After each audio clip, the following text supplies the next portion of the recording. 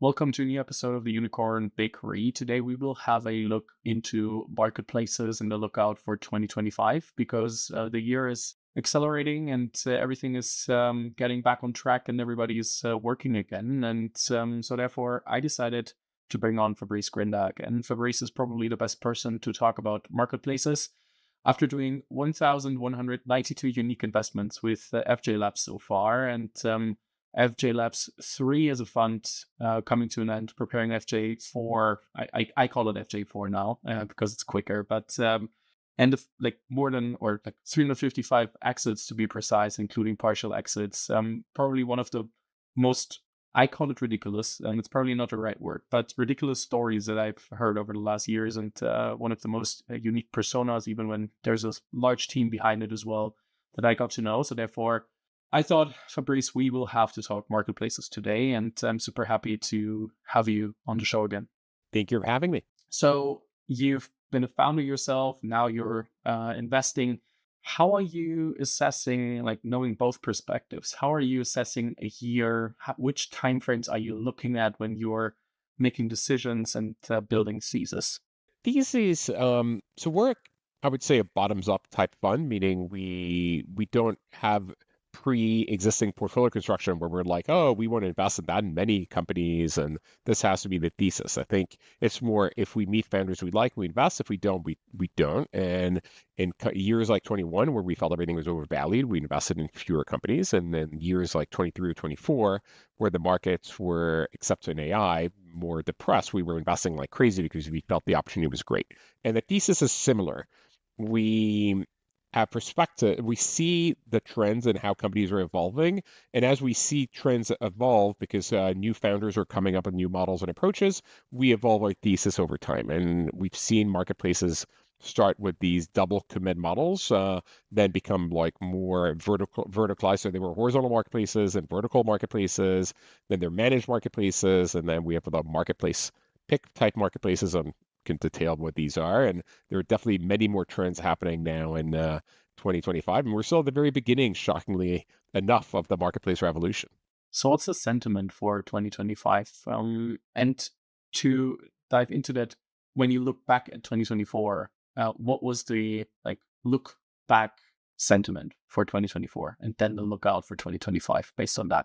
Yeah, so let me talk about the sentiment writ large in the venture category. So 21, of course, was a bubbly year where everything was frothy and everything was overvalued. And as rates went up, because venture is a risk asset, there was massive retrenching. And venture essentially has been in a recession, even depression, if not a cold winter, for the last few years. So 23 and 24, we have total venture investing that is down like 66 to 75% peak to trough. Now, of course, maybe the peak was overvalued in 21, but it's massively retrenching with lower number of investments, lower check sizes, and essentially no exits and no liquidity that was obtained. And so that said, it's been a tale of two cities. There's been the venture as a whole, which has been like this deep depression. And there's been AI, there's been extraordinarily hot and frothy and bubbly, and continues to be that. So I actually thought if I look back at 24, I expected that the deep tech recession would continue, and it has continued. Rates remain high. The liquidity opportunities remained limited. M&A was limited, partly because the companies were not flush with cash outside of AI, and because M&A has been mostly stifled by the regulatory regimes. The SEC, FTC, FCC, et cetera, have essentially limited a lot of M&A. So large companies were not buying other companies, and the IPO markets have been closed. And so there's been no liquidity. Many LPs felt overexposed to venture. So venture as a whole has been in the doldrums in general, except in AI. In AI, many people saw the extraordinary growth of OpenAI. They felt they'd missed the boat, and they basically went all in, all AI, all the time, not really understanding necessarily what they were investing in and differentiating the amazing products from not so amazing, often investing in what I would consider to be tools that are okay, but like copilots or whatever, but they're not really differentiated. They don't have differentiated data sets, differentiated LLMs, no viable business model, and worst of all, crazy valuation. So I think there is a day of reckoning to be coming at some point in the AI investing space, even though AI will transform the world. But no, It's been frothy in AI, doldrums everywhere else. Now in 25, now the macro has been pretty good actually. Uh, we have lowered inflation, full employment, and the economic growth and productivity growth has been pretty good. Now, as I look forward to 2025, I suspect that it'll be more of the same. The macro is, we're no longer in a macro driven environment. We're in a slightly lowered rate environment, which is a bit more benign. And the general fundamentals remain pretty good between reasonably low inflation, high employment, low unemployment, and pretty good productivity growth. I'm hoping, it is a hope, that the M&A markets and the IPO markets start reopening and that we start finally seeing exits of the very best companies in the portfolio. I think it will start in 25 and will continue into 26 and hopefully accelerate in 26 and 27. And as a result, I suspect that the venture market writ large will start coming out of the doldrums outside of AI in 2025. So I'm actually more bullish than I've been on the venture market for 25 and 26 than I was in the past. And yeah, I'll pause here. Do exits have to happen first before the venture market starts to accelerate again? Or do you say because of the anticipation that this will happen in 25, 26, or 27, like whenever the exact date will be, everybody is more likely, and also LPs more likely to invest money in funds again? So what's the dynamic here? I think it's a bit of both. Obviously, as exits happen, the LPs get liquidity and they're more willing to rewrite checks into venture funds. But in general, because other asset classes, especially the public markets, have done rather well, there is some level of liquidity and rates are starting to fall. So I suspect that even absent the early indications of exits, there will be more an increasing appetite for venture investments in 25 relative to 23 and 24. Obviously, it would accelerate and be very much helped by exits, but if they don't happen just yet, I think it's probably okay. I recently did a quick episode with Kevin Hartz, who you might know as well, and Kevin said there is no incentive to go public at the moment, and that's what we're talking about. And he also says there won't be anytime soon. And I'm like, why at first, like, why is there no, and do you agree is I think the first question. And the second question is, what needs to change that IPO markets become more attractive again for the good companies that you're also mentioning, saying, hey, the best companies that we have in the portfolios are currently not exited and not IPO'd. So what needs to change? Well, there are different reasons why people don't want to go public. First of all, if we are the very best companies in the portfolio and you're compounding very rapidly, there's no reason for you to go public, right? If you're SpaceX or Stripe and you already have access to liquidity through secondary markets and investors are throwing capital at you, regardless of the fact that you're already worth hundreds of billions in the case of SpaceX, then delaying the IPO probably makes sense, especially since you don't want to deal with having all the downsides of being public, having all the information out there, dealing with Section 404 and SOX compliance and all the regulatory regime and the pain that goes from being public. And so, I think we indirectly invested in SpaceX in like 2007, and it's been whatever, 17 years, and they're still, or 18 years at this point, and they're still not public and not going public anytime soon, and that's okay. There are companies that can't really go public because they raised money at 21 at very high prices, and today the public markets would actually be at lower valuations than the private rounds. And so for them, going public is unappealing unless they actually need the capital and they're cut out of the private markets. But frankly, they maybe are not the best candidates. But there's this intermediate step of companies that I think are ready to go public. They're worth 5-10 billion. They are profitable. They are somewhat reasonably priced relative to the last round, and going public would be a liquidity event for their investors, founders, and LPs. And also, they're late enough in the game that actually they're already Series G or now, and so maybe there's no more capital in the private markets that really makes sense. And for those, I do think going public makes sense. And there's companies like ShipBob or Flexport or Klarna, and they will, I think, go public at some point in 25 or 26. But that said, the universe of companies for which going public makes sense is more limited. Now, is there a way to make it less onerous to go public in terms of both costs and oversight? Maybe. The it's painful enough that it doesn't make sense to go public unless you're worth like 5 billion plus. Otherwise, you don't have liquidity, you don't have analyst coverage. And that used to be very different, right? I think Microsoft went public at a 260 million market cap. If you're worth 260 million today, you can't afford to go public. It costs you several million a year to be public, and you'd have no coverage and no liquidity.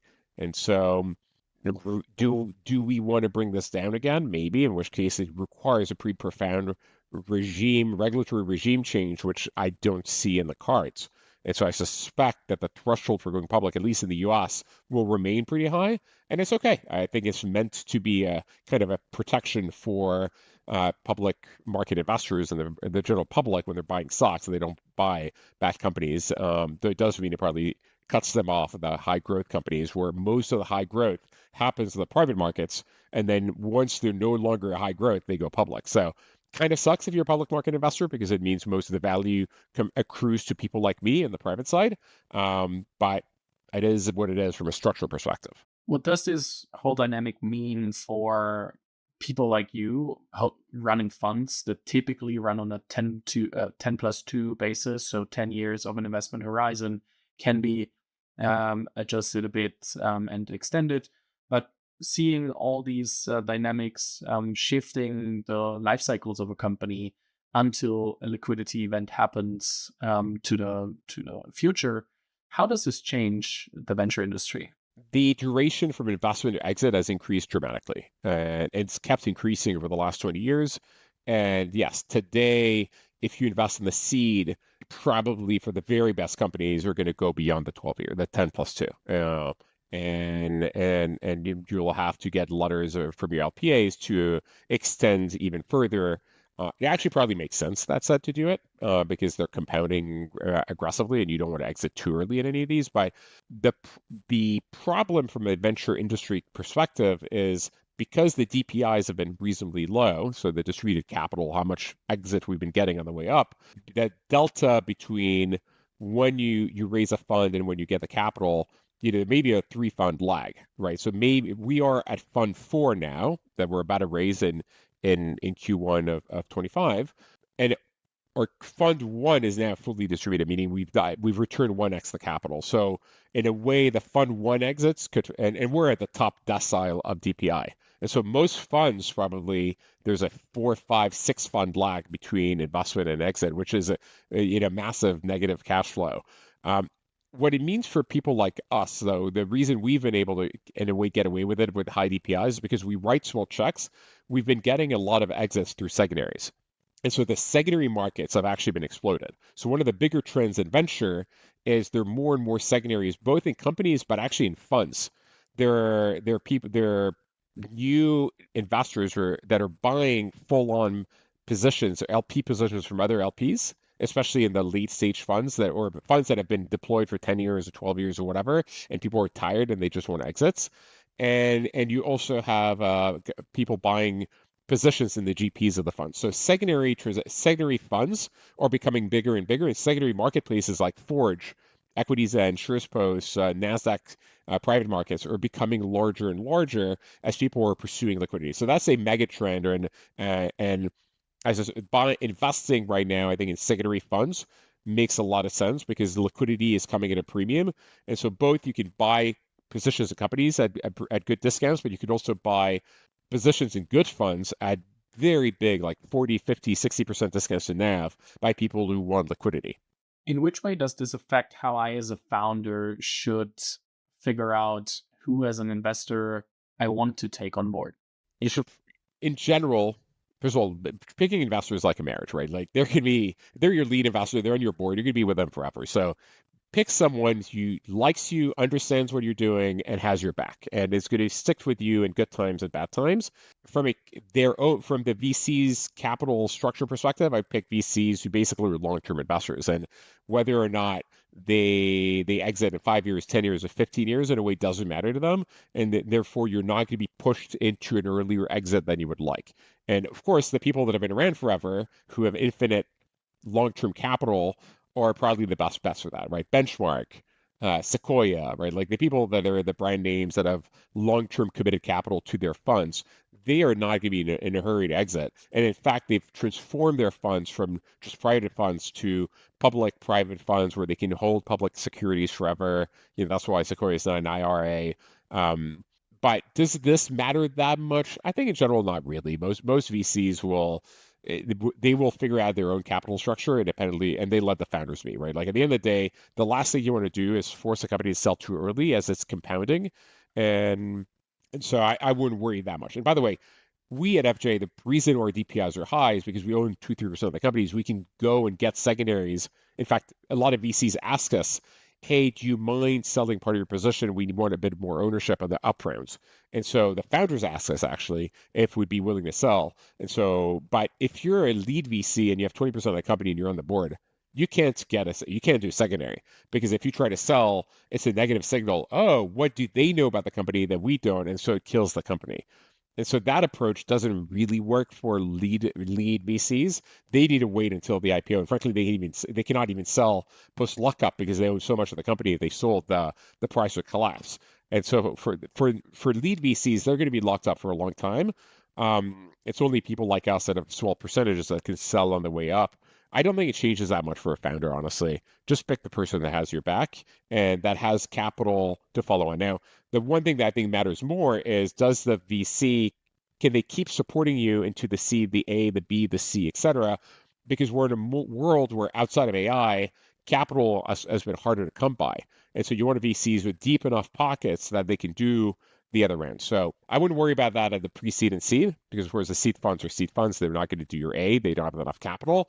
But once you get to the A funds, a lot of funds are crossover and they'll do A and B, et cetera. So think of a left lane, they'll do the A, the B, the C, et cetera, or Andreessen or Sequoia. The only exception to that are like dedicated A funds that are amazing, like Benchmark. Even though they won't have the capital necessarily to lead your B, it's okay. I'd still take them. They're amazing.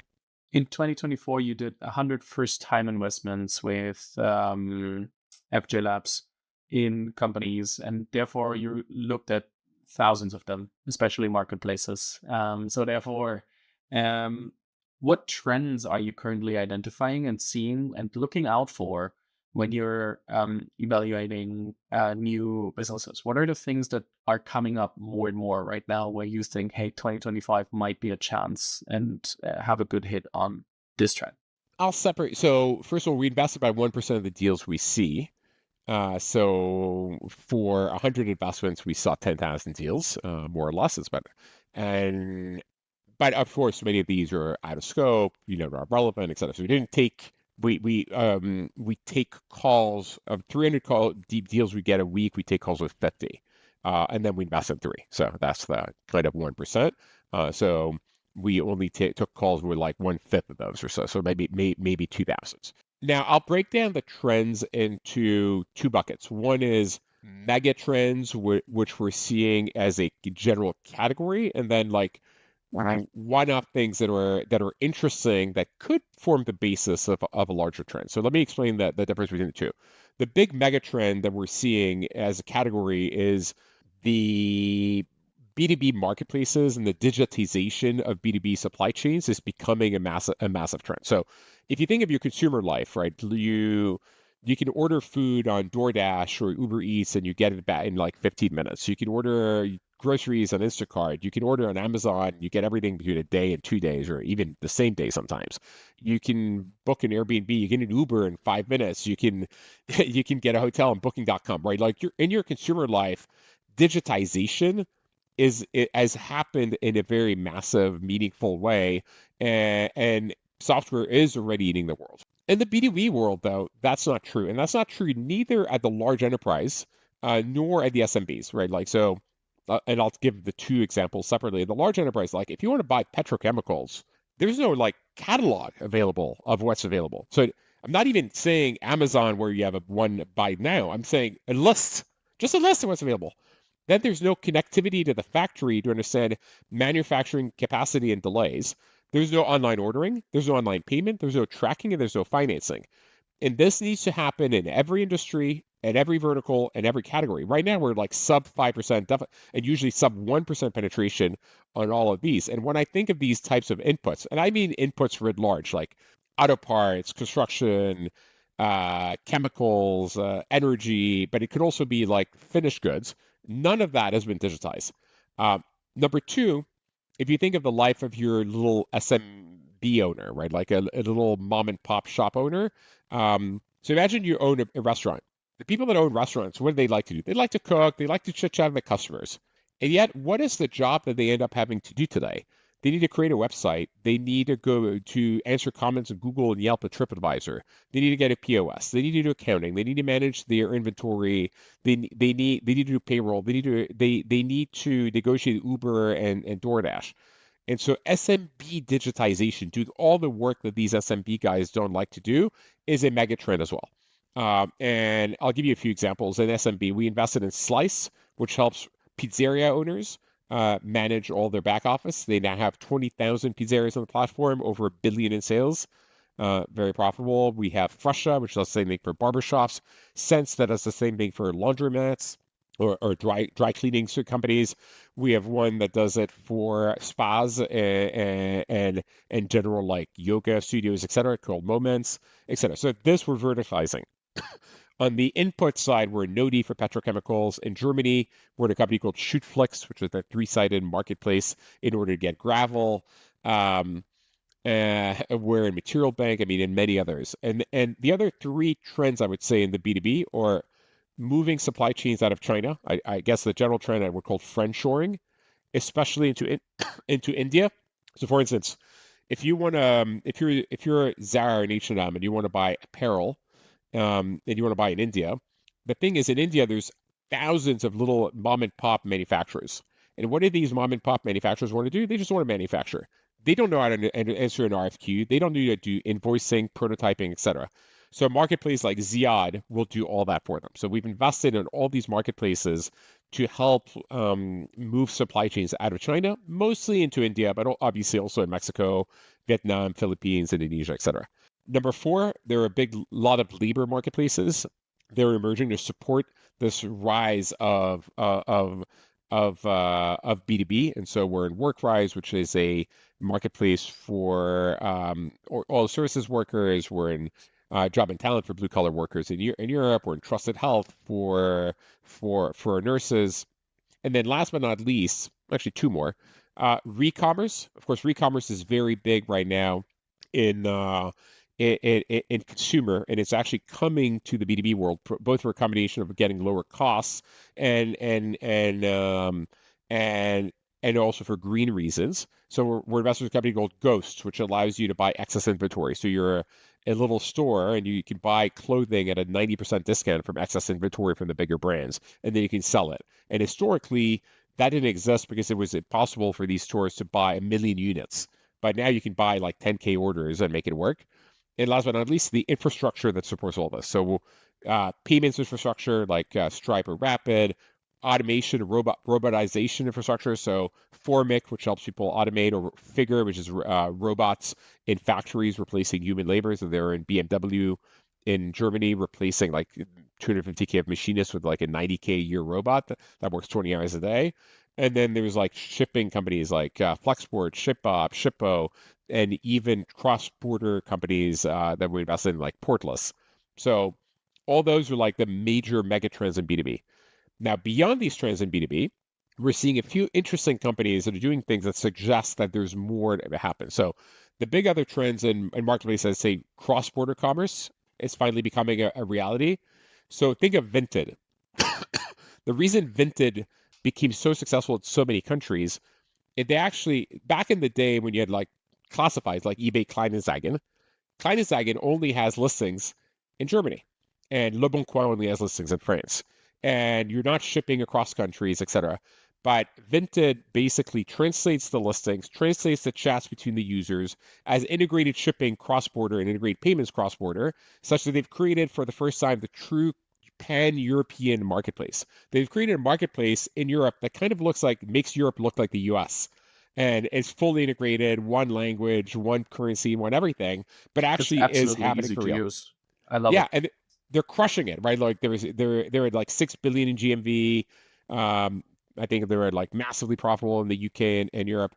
Huge. And this is happening in other categories. So We're investors in a company called Ovoko, which is a Lithuanian marketplace, car parts marketplace, sourcing car parts in Eastern Europe, like in Poland and Lithuania, etc., and they're selling in places like France.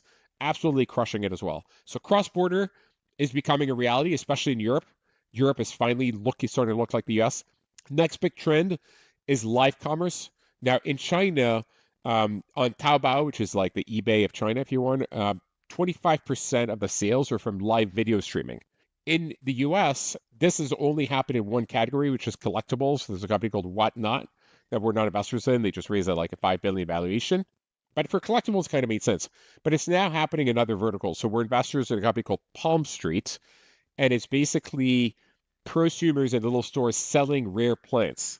And they're doing 2 streams per week. They sell about $10,000 worth of plants per month. The women that are buying these are spending about $1,800 every 6 months. And it's beautiful because people are telling the story of where the plant comes from, how you take care of it, etc. And it creates a rich experience. So live video shopping is coming to the West finally, and this company is absolutely crushing it. So I can imagine other categories that they were themselves expanding in other categories. They're in crystals and rare pottery, etc. Then we're seeing the creation of new verticals. We're in a French company called Alpaga, and they're a B2B restaurant equipment marketplace. And what's interesting is that it used to be that if you're a restaurant, you would buy new equipment. The restaurant would go under very often, and then they change cuisine, et cetera. They have this equipment, they can't sell it because it's a pain in the neck. You can't ship it, and it's hard to install. So what they did is they built a network of service providers, shippers, and installers. And now the marketplace works, and they've seeded it with like a supply from like their hotels, hotel kitchens like Marriott, etc. And so adding a service layer in existing categories can create a marketplace from scratch. So we're seeing it as well in things like I guess greenification is a big mega trend where everyone wants to green their houses. But historically, if you want to green your house, you go to a place like Thumbtack. You get contractors, they quote you and installing a heat pump. It's very complicated. You need to manage like 20 bids, and then you typically get screwed. We're investors in a company called Tetra, and basically you take a few photos of like what your system is, and they're like, this is the provider, this is the price, and they do it for you. And same thing, they've added a service layer to to a marketplace selling you or installing heat efficiency or energy efficiency, and they're crushing it. So I guess adding services to make transactions that were complex simple is another big trend. And I guess I'll give you a few more trends. New business models are emerging. We're investors in a company in France called La Bourse aux Livres, which is a book marketplace. And what's unique here is they take 90% of the commission of the sale of the book. And you're like, why would someone be willing to give away 90% of the commission? And it's because instead of working on maximizing the price, they're maximizing efficiency. If you're a new parent, you have a lot of books, and at the end of the day, you don't have the room for them. So what you could sell them one by one on Amazon, but it's a pain in the neck. You need to scan it, list it, it sells, you need to ship it. Here, you basically put all the books in a box, you ship it to them, and you're done. And you get a 10% credit to buy other books. And in basically a year, they become the leading used book seller in France with a 90% take rate. So amazing economics, amazing business, focusing on the convenience play. So again, we're seeing new trends or ways of attacking existing categories by adding new approaches and convenience. AI is starting to come, and I'll give you 2 examples of AI, and then I'll stop there in the trends. AI, obviously, everyone's using AI to do customer care, and everyone's using AI to improve programmer productivity. In marketplaces, where we're seeing the most use of AI is on redefining the listing process, right? So if you want to sell on eBay, you need to take a phone. You take a bunch of photos, you write a title, you write a description, you select a category, you enter a price, and then you wait a week or two, and then it sells. The new model is there's a company we invest in the US called Hero Stuff. You take a few photos and you create a video where you describe the product. And with AI, they convert your description into the full listing. And they pick the price, the category, the title, the description. They create a 15-second TikTok video that you can then share in your socials. And they list it on eBay, Facebook Marketplace, etc. Called Hero Stuff. And we're seeing existing incumbents using their data to reinvent the listing process as well. So we're investors in a marketplace called Rebag in handbags. And what they've done is they've created this AI called Claire because they have all the data. You take a few photos and they tell you, okay, this bag is real. Is this model from this year in this condition? It'll sell for this price. Poof, you click and it's sold. Like 1 minute, you sold your bag because they will buy for you at the price of the market, which is amazing. And so we're seeing a new trends in AI being used to improve marketplace efficiency. So yeah, a lot of amazing, exciting trends. And yeah, I expect these to be the beginning and more these to expand. So live commerce will come to other categories. Cross-border will exist beyond these two examples I gave. New business models where maybe you can take higher take rate by adding services layer and focusing convenience will come to the fore. And adding services will unlock new categories where historically it was too painful to transact. And so those are the big trends outside of the B2B marketplace trend, which as I described, is a mega trend. And we're at day zero. So it'll take 10 years for all these to play out. A lot of things happening at once. So one thing that you touched on is that everybody's using also AI to enhance programming and here and there. How does the increased productivity that AI delivers to company building here and enhances product building and everything else? How do you build defensibility as a marketplace when the delivery of the product itself and the first MVP and having everything set up? How does the dynamic of building defensibility change due to the AI? There's been a mega trend over the last 25 years of costs for building companies, barriers to entry declining. Right. When I built my first company, I needed to get Oracle databases and Microsoft web servers. I needed to build my own data center. There was no AWS, but there's also no rack space. And then we got open source, MySQL and PHP. Then we get cloud computing, and you could use AWS. And now with the new AI revolution, you're getting no code, low code, and or AI assisted code, where the cost of launching a startup is cheaper and lower than it's ever been. That said, building the tech platform has really never been the barrier to entry in marketplaces. The product itself is easy to replicate. You can, and in fact, most of our marketplaces often launch on Shopify.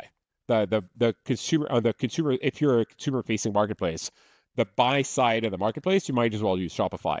They have all the tools. It's cheap. It's easy. You can embed everything you need from tracking, attribution testing. Everything is kind of there. It's responsive. You can get a mobile app pretty easily. So that has always been kind of commodity. It's funny. I never thought about that, but that makes sense. Yeah. So when you launch a marketplace, there is no moat. The moat is actually liquidity. It's your execution. It's getting buyers and sellers. It's having high NPS. It's matching them effectively. It's creating the flywheel wherever more buyers brings more sellers and more sellers brings more buyers. It's the brand you build. That's the moat. It's the actual execution. The product itself is not a moat in any way, shape, or form because it's replicable. And this is becoming true in every vertical, basically, where any product is replicable. It's your execution that is the moat. That's why ideas have some value, but not that much value. It's really the execution that has all the value. So how would you say what's necessary to, and I think you touched many of the topics already, but I would love to bring them together again, to build the brand that becomes number one, to build the moat of the supply and demand side, and really become the number one marketplace in the industry that I'm in? You need to delight your customers. And so I would start at the very beginning by typically going to the supply. And I would take and the reason you go to the supply is they're financially motivated to be on the platform. So you go to the very best supply and you tell them, look, we're launching a new marketplace. We don't have many customers yet, but we're free to be on it. Would you be interested in listing? Everyone will say yes. So actually, the big mistake you could make is go to too much supply. You actually only take very limited supply. Then you test a bunch of marketing channels. It could be a sales team, it could be Google, it could be TikTok, it doesn't matter. And you bring them demand and you manage them. And you want to basically, depending on the category, if you're a used good marketplace, you want the probability of the item selling to be at least 25%. If you're a services marketplace, you want to represent at least 25% of the revenues of the supply. but you want to delight them. And you want the NPS to be very high on both the supply and the demand side, and usually by having some level of management and service layer that makes sure that they're both very happy. Once you've done that and they're happy and your NPS is high and the sellers are high and buyers are happy, you add a few more sellers and then you add a few more buyers and you keep scaling in parallel. And usually that kind of launches the flywheel where all of a sudden you get network effects where the ever more buyers bring ever more sellers and more sellers bring ever more buyers. And you know you have the flywheel when your CAC starts declining. Many of these so-called marketplaces are not marketplaces because what happens is they spend a lot of money buying the sellers and the buyers. And the more they scale, the more their CAC increases. It means they have no network effects. And it means something's not fundamentally working. And I want the unit economics to be very good. But the general idea that you delight your first customers and you keep building for them, make sure that they're happy, applies not just to marketplaces, but frankly, every startup. Now, the way you start in marketplaces may vary depending on the marketplace you're in. Maybe you need to be in a one zip code, but maybe you're a national product, right? Like, so how you go about it differs. Obviously, if you're in a service category, you probably need to be hyper local. If you're selling used goods, maybe not, especially if they can be shippable. So it really depends, but focus on delighting your customers and making sure that they're seeing if they're sellers that they're seeing demand, and if they're buyers that they see enough of what they want that they can transact here. When I'm starting a marketplace today, what is likely the first hurdle that I will encounter? Whether it's today or 20 years ago, the first hurdle that you encounter is the chicken and egg problem. Is I have this wonderful site, I have a wonderful user experience, but I have nothing. I have no buyers and I have no sellers. Which one do I start with? And my recommendation in 99% of the cases is to start with the sellers because they're motivated financially to be on the platform. If they are there, they will make money. And so I would, as I said, highly curated, go to the very best ones that are going to be engaged, that are happy to test it, that will be replying to the requests from the buyers and make them happy. Fair. In regard of the time, I think that's a very sharp, very dense lookout episode with a lot of trends that you can dive deeper into when you're thinking about them, being like, that makes sense. I can pick some ideas from here and use it for my own marketplace business and build on top of that because I can look into different industries. And I know you did a marketplace trend episode on your own podcast as well. I will link it down below. So therefore, if anyone can't get enough from you, so therefore, I link your LinkedIn and of course FJ Labs and your podcast. There are many more episodes that you should listen to. All, for example, like the outsourcing one that I really enjoyed. So Fabrice, it's been such a pleasure. Thanks for sharing all your insights and thoughts on marketplaces in 2025, and looking forward to catching up soon. Thank you for having me.